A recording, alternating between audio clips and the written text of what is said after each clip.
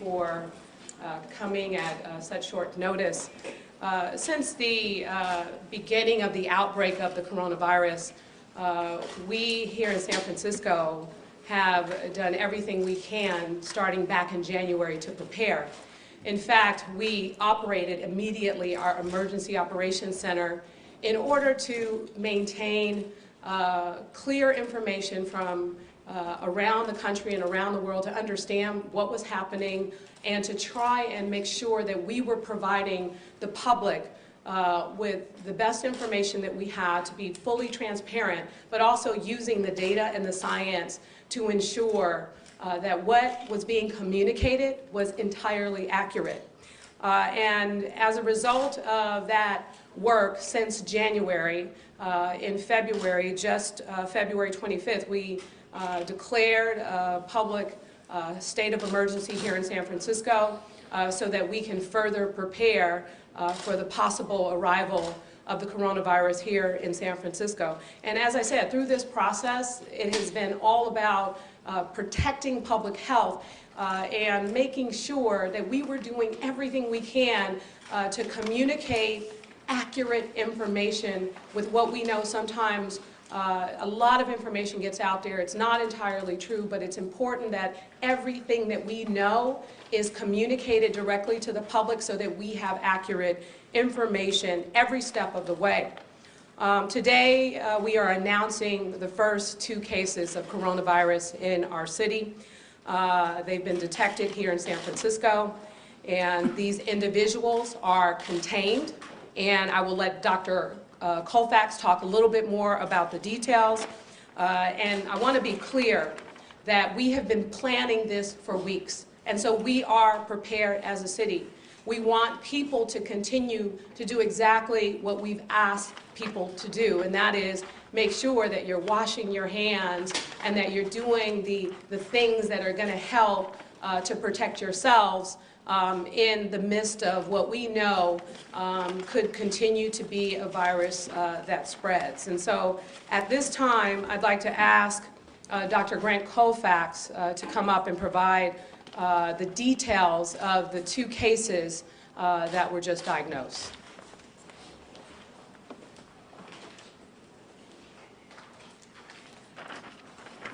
Good morning. I'm Grant Colfax, Director of Health, and thank you, Mayor. The San Francisco Department of Health lab conducted COVID-19 tests for 2 patients and have recently found that 2 patients are infected. These results were reported to me this morning. The 2 patients are unrelated, and both are being cared for at separate hospitals in San Francisco. The patients do not have a history of travel to a location with confirmed COVID-19 cases and have no known contact with a person with a confirmed COVID-19 case. These cases are like similar cases we are seeing in the region. They are indicative of community transmission of COVID-19. The patients are in fair and serious condition and are being treated in isolation at the 2 different San Francisco hospitals. All appropriate precautions for the patient, visitors, and hospital staff are being taken. The health department has informed the patient's families this morning and is investigating the patient's history and contacts to protect the health of individuals and to help slow the spread of the virus in the community. Patient number 1 is a man in his 90s, and he is hospitalized in serious condition. The patient has underlying health conditions. He was tested by the DPH lab, and the results were given to me this morning. Patient number 2 is a woman in her 40s, and she is hospitalized in fair condition. Again, her results were provided to me this morning. To protect privacy, San Francisco will not be releasing further patient information or identifying the hospitals in which the patients are being treated. Unfortunately, these cases of COVID-19 in San Francisco residents do not come as a surprise. Given the virus has been detected in the Bay Area, California, and increasingly across the country, San Francisco has been preparing for the appearance of COVID-19 in the community for many weeks. Last week, the city declared a local emergency to boost our preparedness in anticipation of just this situation. The people who are sick are getting the best care provided by our outstanding healthcare professionals. We do not know at this point how they were exposed to the virus, which again suggests it is spreading in the community. We expected that to happen, we anticipated that, and are further investigating the circumstances of these patients' exposure. Let me be very clear. This virus does not discriminate. Stigma and discrimination is unacceptable in this time when we need to come together as a community to protect public health. All of us need to do our part. Do the basic things. Wash your hands with soap and water for 20 seconds. Cheap soap is just as good as expensive soap. If you do not have availability of a sink or soap, use hand sanitizer. Please do not come to work or go to school if you are sick. Stay at home, and if necessary, contact your healthcare provider.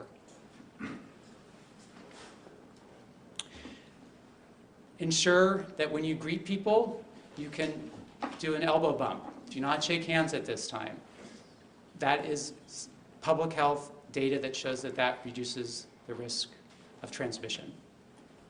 I also want to stress that due to the fact that we started local testing in San Francisco on Monday at our public health lab, we are testing more people.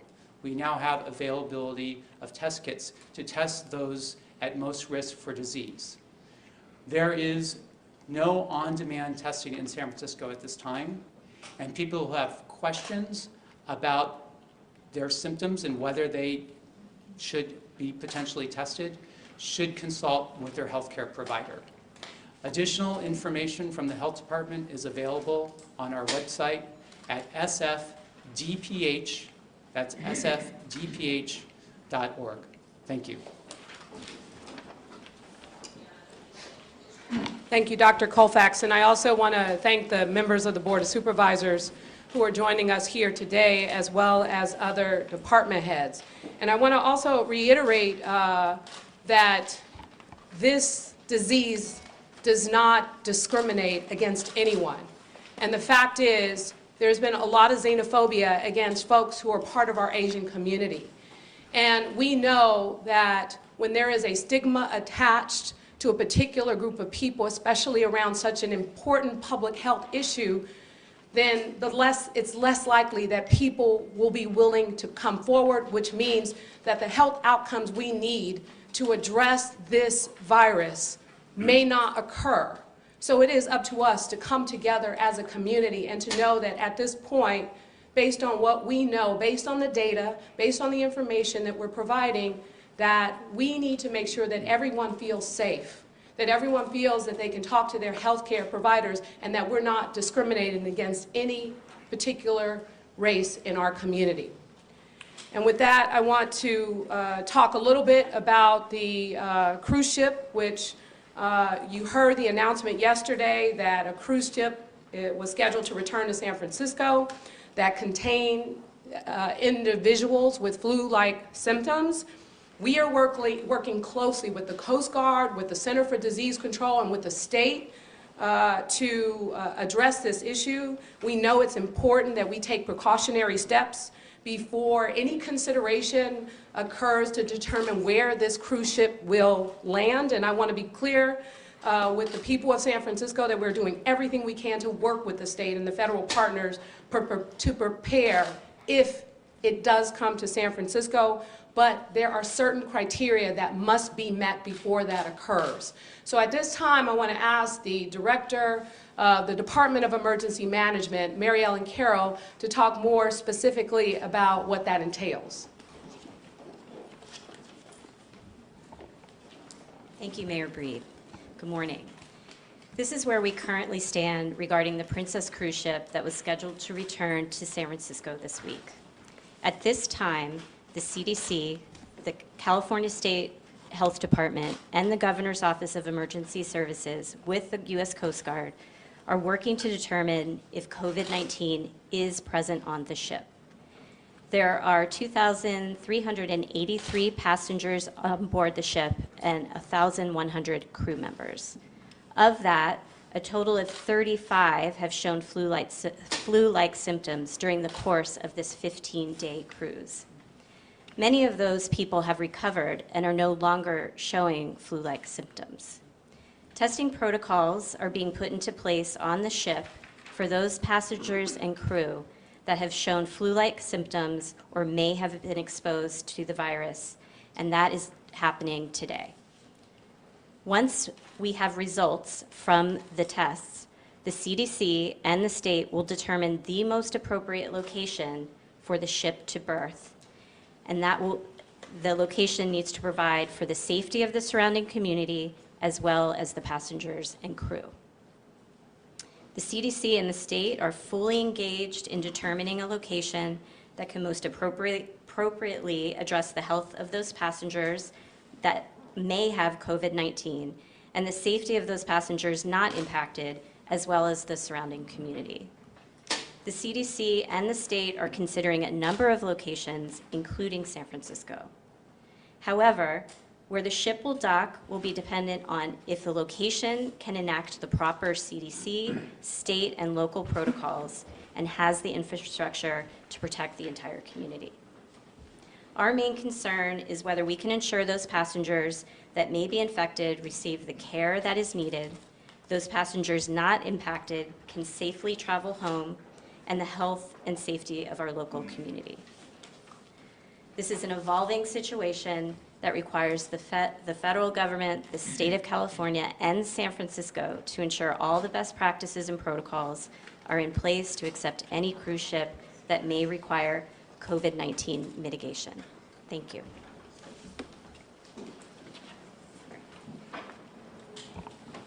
Thank you, Mary Ellen.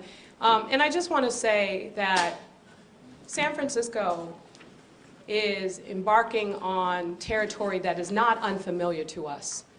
You all know that we have some of the most incredible public health experts anywhere in the world right here in our city.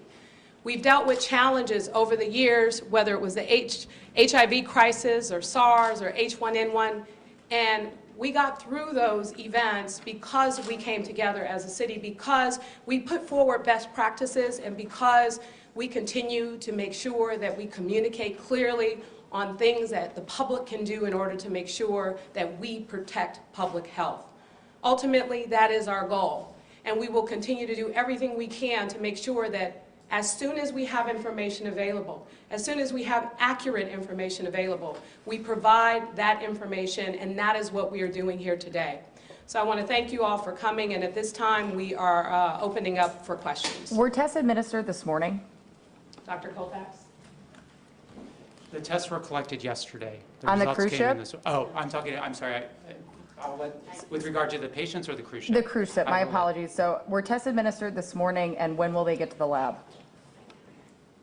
The tests are being administered today, and they will be headed to the California State Lab later today. When will we get results? We anticipate to have results early tomorrow. If those tests are determined to be positive, does that mean the ship will be quarantined? And if so, where would that take place? Would that take place offshore, in the bay? Christian, that's not our decision directly, but we will continue to work with the state and the port in making a decision that makes the most sense. So ultimately, we don't have an answer for exactly where the ship will be docked, whether there are people who are diagnosed or not. We don't have that information at this time, and once we know, then a decision will be made, and as soon as we know what that decision is, then we will provide that information to the public. Can you tell people some of those protocols and procedures you're talking about? There's a lot of fear surrounding this and Yes. failures with other cruise ships. Could you detail some of them? Yes, so we're working very closely with the CDC. They are developing those protocols. We just want to assure you that the City of San Francisco is working closely. Once those protocols are developed, the CDC with the state will make recommendations as to what the disposition of the ship, when it can berth, and where. And for those families that were diagnosed here in San Francisco, are their families quarantined, or are they in voluntary quarantine? What is the procedure now to prevent people who are associated with those two presumed cases or confirmed cases? I'm not sure if they've been double checked at this point. But what is the procedure to prevent further spread from individuals who have close contact with those two patients? That's right. So as we are speaking, our public health team of experts is assessing the families, their risk factors, and determining exactly what procedures we need to follow per CDC guidelines to ensure that their health is protected as much as possible, as well as transmission risk is mitigated and reduced as much as possible. So at this point, we don't know if those families, if the families of the 40-year-old woman in her 40s and the man in his 90s are quarantined? We will follow the CDC guidelines with regard to that. So we will be monitoring them for symptoms, taking a close history to ensure that to see if there are any additional public health steps that need to be made and whether testing is indicated at this time. Has an office building on Front Street been closed in relation to either of these new cases that have been confirmed? I am not familiar with that situation. At what point do we close the schools in the city? So there is conversation across the country about those type of interventions. There's no recommendation at this point to close schools regionally or by the CDC. We're monitoring the situation carefully. And do we know if those people have taken public transportation at all in the last few days? We do not have additional information at this time. Can you talk about what led to those two individuals to be tested, since there's no testing on demand? Yes, so over the past few days, the CDC expanded the testing criteria to include people who had serious viral pneumonia-like symptoms with not another diagnosis of another pathogen. So in typical cases, this would be people who have pneumonia that looks like a seasonal flu pneumonia, but they test negative for that seasonal flu pneumonia. So because our clinical team was very was watching these cases very closely, and because of the change in the CDC criteria, and because we received test kits here Monday, we were able to test these people who are eligible for testing based on those expanded CDC guidelines. It sounds like the cruise ship may not come to San Francisco. What are the other options? Those options are being vetted now. We don't have a list of those options yet. You're saying the city here is very well prepared. Is there concern that it could go somewhere else that isn't as prepared? The state, who is lead on this, is the care and the welfare of the people on the ship is of the utmost importance, and so where it ends up has a lot to do with the resources that will be available to serve the passengers and the crew, and so that's a lot of the decision point on where it will end up. Well, Do everyone. any of those patients have children or families that you're watching or observing? So again, out of respect for the privacy of the patients, we cannot provide details on that situation, but the public health team is investigating, and all proper guidelines will be followed with regard to tracing tracking, testing, and protecting patients and their families. What kind of steps are underway to protect the medical staff that are dealing with those patients, or those patients perhaps before they were known to have been diagnosed? Right. In other words, presumably they had interaction with medical personnel before they had their diagnosis. That's right, and because these were, because our medical staff was vigilant, all proper procedures were followed to protect staff, as these were people under investigation, known as PUIs. So in that situation, the proper infection control procedures were followed. City employees like Sunset Scavengers, the public are spitting in the garbage. They're not disposing of their spit properly. What message do you send to the public to make sure that when they do spit and dispose of it, that it's wrapped up? Safety precautions. Well, I think I would go back to the safety precautions that we talked about in terms of ensuring that you wash your hands, use hand sanitizer if that's not available, elbow bump instead of shaking hands, don't come to work if you're sick, or don't go to school if you're sick, consult with your healthcare provider, and certainly people should take general hygiene procedures at all times with regard to the saliva and other bodily fluids. Thank you. Well, they don't know that. And if someone's spitting in the garbage and they touch it, I mean, you don't know what's in the garbage. will everybody on board the cruise ship be tested, or just a certain select number of people? The CDC is will select who is be tested, but they are testing folks who were symptomatic first. Is there concern then, once the ship does dock somewhere, if not everyone is tested, that this could spread past where it ports? Again, this refers back to the CDC protocols that are under development, and all those considerations will be taken.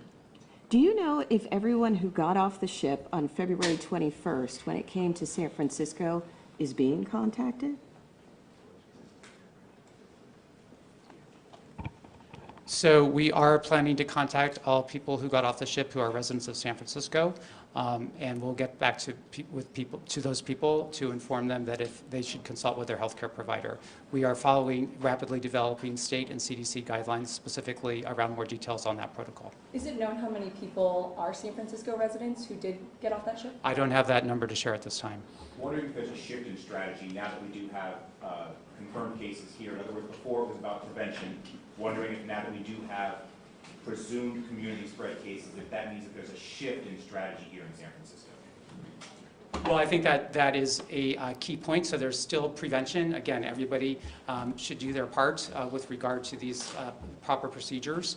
And we are now working on community mitigation. And really focusing on the populations at highest risk for poor outcomes from this disease based on the data. So we are working with key partners across the department, with other city departments, other partners in the city, to particularly focus on people who have chronic diseases, the elderly, people who are elderly, and other vulnerable populations. Is there any relationship between the two patients and people who are on board the cruise ship now or who were on board the cruise ship previously? I cannot speculate on that at this time. Is it intentional that they're being treated at two separate hospitals? Not at all. These were the sites that were were the hospitals that they went for treatment. There is no intentional effort on that part. And both hospitals have isolation wards and negative pressure rooms? All proper procedures are being carried out at those hospitals at this time. Major, you ordered some budget cuts at the beginning of the year. Now the nurses are going to have a rally in front of the city hall saying that they don't have enough staff, and they're asking if you are planning to roll back these budget cuts in light of what is happening, at least for the health department. I'm not sure what you're talking about as it relates to budget cuts. I made a specific recommendation to all city departments to cut back their expenses in their budget, which doesn't necessarily equate to cut back to their staff. So I asked for a 3.5% reduction in their overall budgets. But let's be clear, the fact is this coronavirus is having a significant impact on our economy as well. And so we're going to need to be prepared to deal with what will be a significant reduction to our budget in the coming year as a result of cancellation of conventions and the loss of hotel tax revenue and a number of other challenges that exist with our businesses. But at the end of the day, the most important thing that we have to focus on is protecting the public at this time, and we need to come together to focus on that. Thank you. All right, thank you. Where is the ship currently? I don't have the exact location, but it is at sea. Do you guys have someone who can speak Spanish?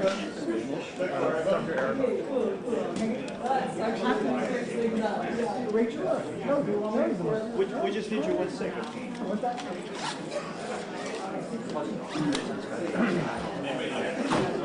I'll tell you what. Do they just look totally underprepared and super nervous, or is she just terrible on camera? I feel like they just look like they know way more than they want to tell us. Well, I asked, they blew me off. They said Dr. Ariel, and then they walked away. I'll ask Rachel.